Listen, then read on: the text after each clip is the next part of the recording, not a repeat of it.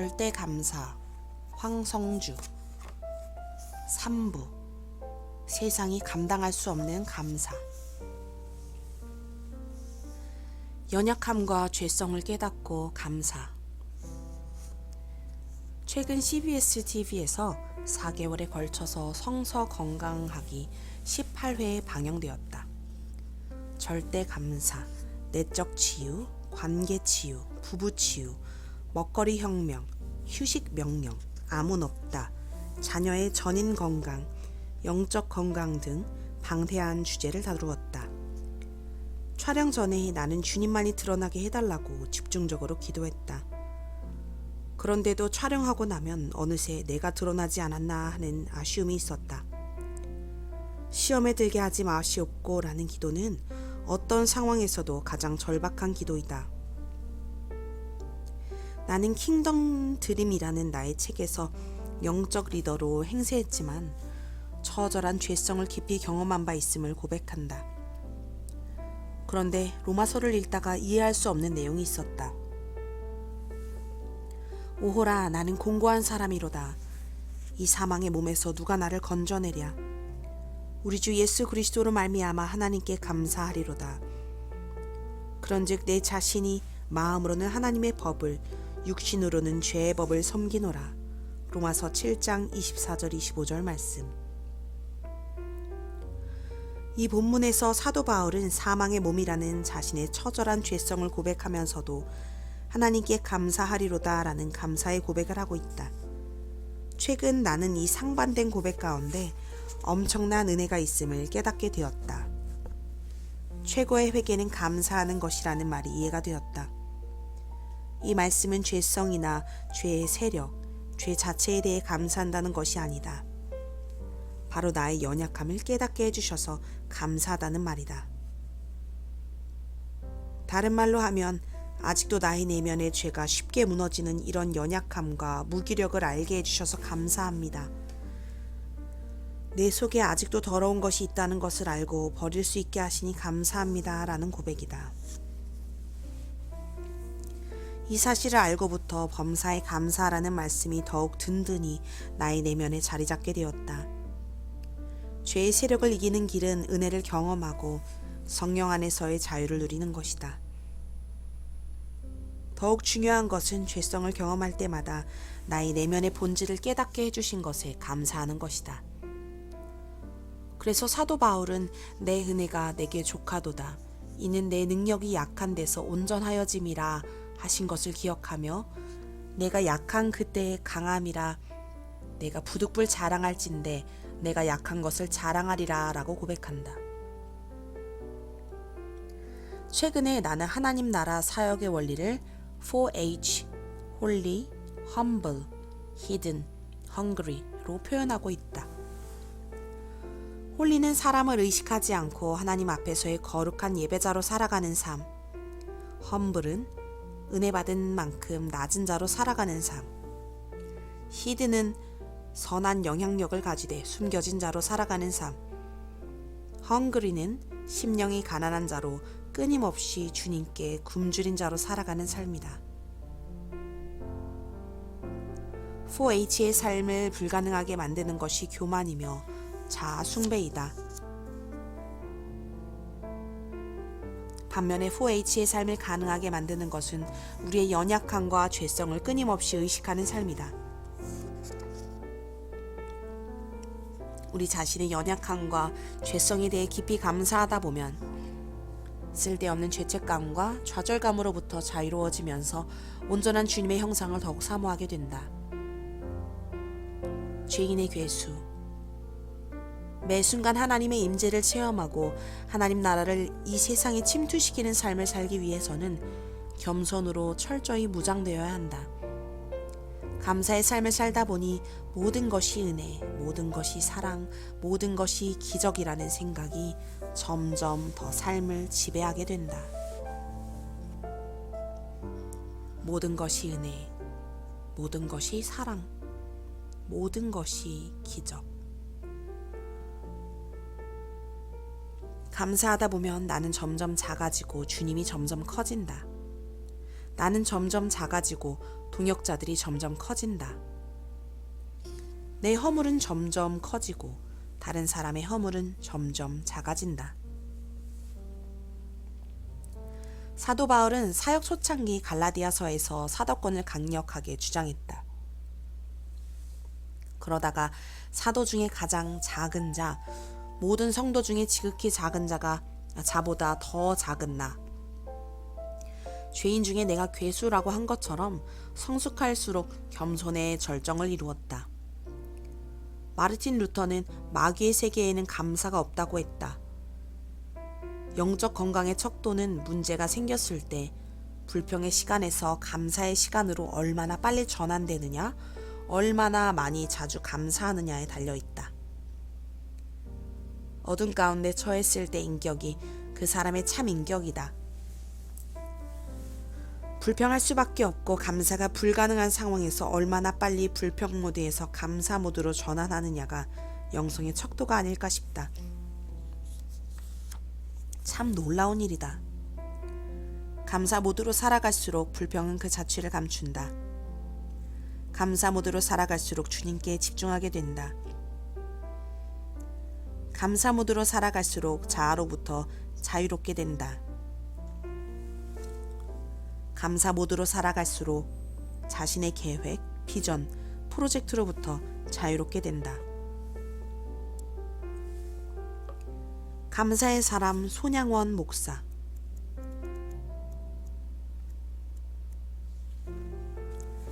(30여 년) 전 대학 시절 말씀으로 양육하던 서울대 CCC 형제들과 여수 애양원에 자주 갔었다. 100년 전 광주에서 사역하던 한 선교사가 거리에 버려진 나 환자들을 모아 재활촌으로 만든 곳이 여수 애양원이다. 그리고 그들을 위해 미국에서 의료 선교사가 와서 여수 애양병원을 같이 운영하게 되었다. 특별히 이곳에 있는 교회는 손양원 목사님이 사역하신 것으로도 유명하다. 그 당시 나도 다른 형제들과 함께 나 환자들을 붙잡고 같이 기도해주던 추억이 있다. 한 번은 새벽 기도에 나갔는데 많은 성도들이 이미 새벽 3시부터 나와 기도하고 있었다. 그때 애양원 교회 목사님의 설교가 잊히지 않는다. 인생은 뒤집어서 생각해야 합니다. 여러분들을 이곳에 보내신 것은 꼼짝없이 주님만을 바라보도록 역사하신 것입니다. 하나님이 여러분을 강권적으로 인도하셔서 중보기도를 통해 민족의 제사장 역할을 감당하도록 하신 것이니 얼마나 축복된 것입니까? 오히려 이것에 대해 감사해야 합니다. 이들이 손양원 목사님의 순교적 신앙을 물려받은 성도들이어서일까? 나 환자라는 상황에도 불구하고 뜨거운 믿음으로 열정적으로 기도하는 분들이 정말 귀하게 여겨졌다. 지금은 고인이 되셨지만 애양원 양재평 장로님은 우리가 가면 항상 성경 말씀과 더불어 애양원의 스토리를 밤새 나눠주셨다. 4대에 이르는 선교사들의 헌신, 손양원 목사님의 신앙과 순교에 대한 생생한 증언도 들려주셨다. 손양원 목사님이 두 아들의 순교 소식을 듣고 즉시 하나님 앞에 감사 기도를 드렸고 두 아들을 죽인 원수를 살려내 양자 삼았다는 일화는 정말 유명하다. 다음은 손양원 목사님이 두 아들의 발인 예배 대한 감사 내용이다. 여러분, 내 어찌 긴 말에 답사를 드리리요. 내가 아들들의 순교를 접하고 느낀 몇 가지 은혜로운 감사의 조건을 이야기함으로써 답사를 대신할까 합니다. 첫째, 나 같은 죄인의 혈통에서 순교의 자식들이 나오게 하셨으니 하나님께 감사합니다. 둘째, 허다한 많은 성도들 중에 어찌 이런 보배들을 주께서 하필 내게 맡겨주셨는지 그 점 또한 주께 감사합니다. 셋째, 삼남 삼녀 중에서도 가장 아름다운 두 아들 장자와 차자를 바치게 된 나의 축복을 하나님께 감사합니다. 넷째, 한 아들의 순교도 귀하다 하거늘 하물며 두 아들의 순교일이요. 하나님 감사합니다. 다섯째, 예수 믿다가 누워 죽는 것도 큰 복이라 하거늘 하물며 전도하다 총살 순교 당함이리요. 하나님 감사합니다. 여섯째, 미국 유학 가려고 준비하던 내 아들 미국보다 더 좋은 천국 갔으니 내 마음 안심돼요. 하나님 감사합니다. 7째, 나의 사랑하는 두 아들을 총살한 원수를 회개시켜서 내 아들 삼고자 하는 사랑의 마음 주신 하나님께 감사합니다. 8째, 내 두 아들의 순교로 말미암아 무수한 천국의 아들들이 생긴 것이 믿어지니 우리 아버지 하나님께 감사합니다. 9째, 이 같은 역경 중에서 이상 8가지의 진리와 하나님의 사랑을 찾는 기쁜 마음, 여유 있는 믿음 주신 우리 주 예수 그리스도께 감사합니다. 끝으로 나에게 분수에 넘치는 과분한 큰 복을 내려주신 하나님께 모든 영광을 돌립니다.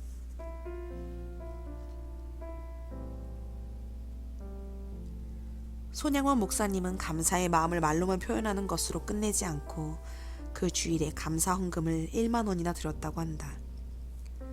당시에 목사님께서 사례비로 80원 정도 받고 있었을 때이니 두 아들의 순교를 참으로 큰 복, 자신에게 정말 과분한 큰 축복이라고 한 고백이 그의 감사 헌금에서도 잘 나타나 있다.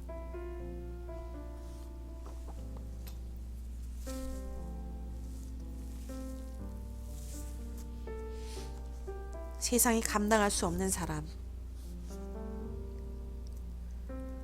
욥은 자신이 소유했던 수많은 양과 낙타와 소와 나귀들이 몰살하고 종들이 죽고 아들, 딸들이 모두 죽임을 당했다는 말을 전해 듣고도 이렇게 하나님을 찬송했다. 주시니도 여호와시요 거두시니도 여호와시니 여호와의 이름이 찬송을 받으실지니이다. 욥기 1장 21절 말씀. 하나님과 사탄 사이에 하나님의 전폭적인 신뢰를 안고 출발한 충성 게임에서 욥은 기꺼이 하나님께 한 표를 던졌다. 불평할 만한 상황에서 불평하면 사탄에게 한 표를 던지는 것이다. 그런데 불평할 만한 상황에서도 하나님께 감사하고 하나님을 찬양하면 하나님께 한 표를 던지는 셈이 된다. 요한 웨슬레는 순회 사역 중 자신의 목사관이 불탔다는 소식을 전해 듣고 그동안 큰 집을 관리하는 것이 부담스러웠는데 그 책임을 면하게 해주시니 감사합니다라고 감사했다고 한다. 황금의 입이라는 별명을 가진 요한 크리소스톰은 열정적으로 복음을 전했는데 황제를 비난했다는 이유로 감옥에 갇혔다. 그는 감옥에 갇힌 것에 대해 하나님께 감사했을 뿐만 아니라 매우 기뻐하며 감옥에서도 열정적으로 복음을 전했다고 한다. 그 소식을 들은 황제가 크리소스톰이 더 이상 감옥에서 복음을 전하지 못하도록 그를 사형에 처하라고 명령했다. 그러자 그가 나 같은 사람에게 순교의 기회를 주신 하나님께 감사하다 하며 너무나 기뻐했다고 한다. 그러자 황제는 그에게 순교의 면류관을 줄 수 없다며 사형을 중단시켰다고 한다. 대학 시절 김중근 목사님은 감사에 대해 말씀을 전하실 때면 항상 독일에서 있었던 40대 초반의 설암 환자를 사례로 들곤 하셨다. 혀를 제거하는 수술 직전에 의사가 환자에게 마지막으로 할 말이 있느냐고 물었다. 그러자 그가 한참을 고민하더니 오 주님 감사합니다 라고 했다고 한다. 비극적인 일을 당하고도 결국 하나님께 감사할 수 있는 믿음은 절대 은혜, 절대 신뢰가 아니면 정말 불가능한 결과들이다. 주는 나의 피난처의 작가 코리 텐붐은 대학 시절부터 내가 정말 닮고 싶은 전도자였다. 나는 그분의 책은 다 사서 읽었을 뿐 아니라 지금도 살면서 어려운 일이 생길 때마다 그분의 책을 다시 읽곤 한다. 그런데 그녀보다 더 높은 명성을 가진 언니인 베시는 그야말로 감사의 대가였다고 한다.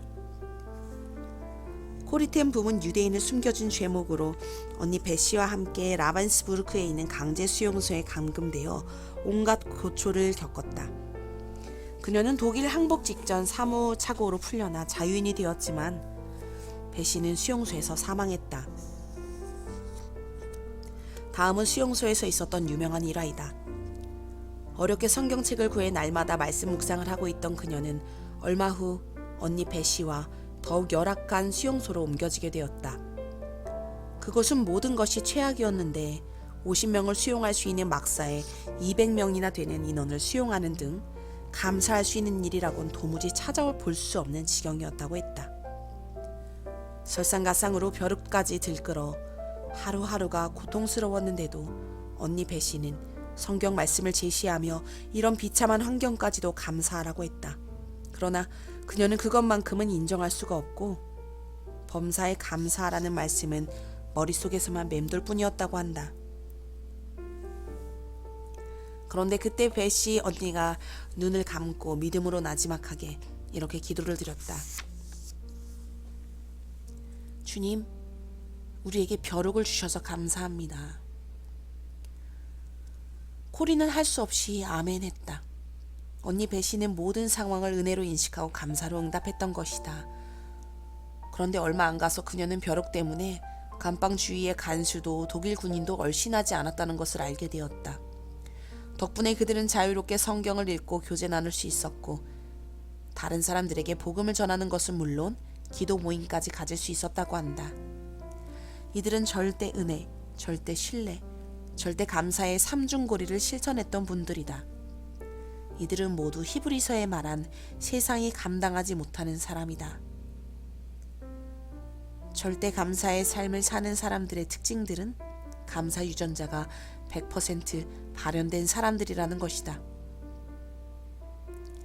크리스천들은 믿을 때 말씀을 믿고 성령을 받은 사람들이다. 그래서 감사 유전자를 새로 받은 사람들이다. 말씀 충만의 특징이 절대 감사이고 성령 충만의 결과가 절대 감사이기 때문이다. 문제는 삶의 현장에서 부딪혀오는 모든 문제에 대해 우리가 하나님을 절대 신뢰함으로 때마다 일마다 감사할 수 있느냐 하는 것이다.